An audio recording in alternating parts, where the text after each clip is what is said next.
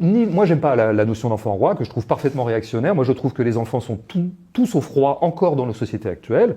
Je trouve pas que 68 est réussi.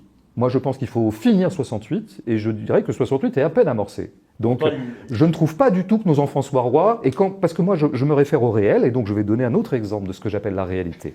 Soit un énoncé qui est devenu un énoncé un peu clicheteux, qui est devenu un peu un prêt-à-penser, et d'ailleurs un prêt-à-penser plutôt conservateur réactionnaire, qui est nos sociétés seraient maintenant soumises à l'enfant roi. C'est un énoncé. Bon, ben moi je vais vérifier. Et par exemple, je regarde les enfants vivre.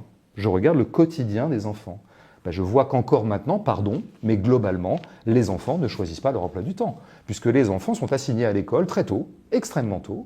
Très très tôt, on les fait asseoir dans un lieu qu'ils n'ont pas choisi. On leur enseigne des matières qu'ils n'ont pas choisies. On les assigne un emploi du temps qu'ils ne choisissent pas. Et donc, je ne peux pas décemment parler d'enfant roi dans une société qui continue à traiter ses enfants comme ça. C'est un exemple. La notion d'enfant roi, excuse-moi le Mac, la notion d'enfant roi, elle renvoie davantage pour ce qui se passe en dehors de l'école que ce qui se passe au sein de l'école. Oui, mais moi dans les foyers, j'ai pas vraiment... Oui, on pourrait... On a suffisamment la chronique éditoriale de ça, à savoir, ah là là, dans telle famille, j'ai vu, là, le gamin de 8 ans est sur son portable, ses parents ne lui disent rien, blablabla. Bla, bla. Ok, pas de problème, j'ai constaté le même genre de choses. Mais je trouve que globalement, il n'est pas sérieux de parler d'enfant roi dans nos sociétés, et même pas en famille. Je pourrais un peu dramatiser le problème en disant, voyez l'étendue quasi pandémique, telle qu'elle se révèle maintenant à nous, des violences incestuelles, par exemple.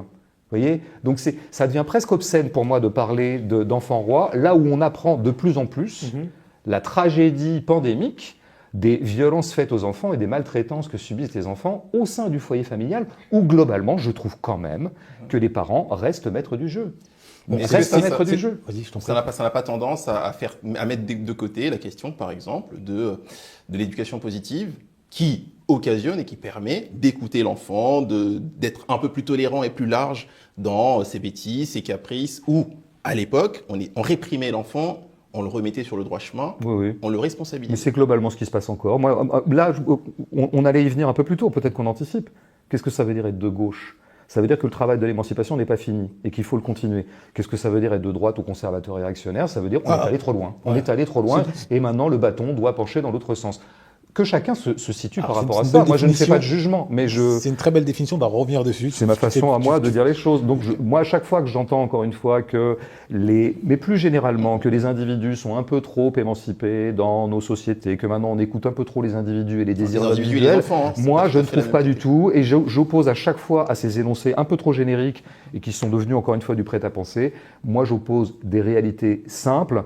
Prenez le RER le matin à 7h30, je n'ai pas l'impression d'avoir affaire à des individus rois. Ce sont des gens qui sont obligés d'aller bosser, qui sont obligés de se lever tôt, qui vont aller dans des conditions de travail, en général assez déplorables, pour un salaire pas vraiment gratifiant.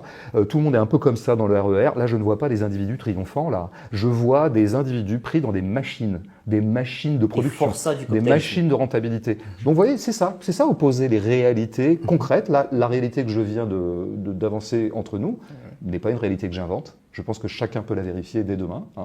Je disais 7h30, ça peut être 6h. Je veux dire, ça peut être un peu plus tôt, un peu plus tard. Et voilà, c'est ma méthode.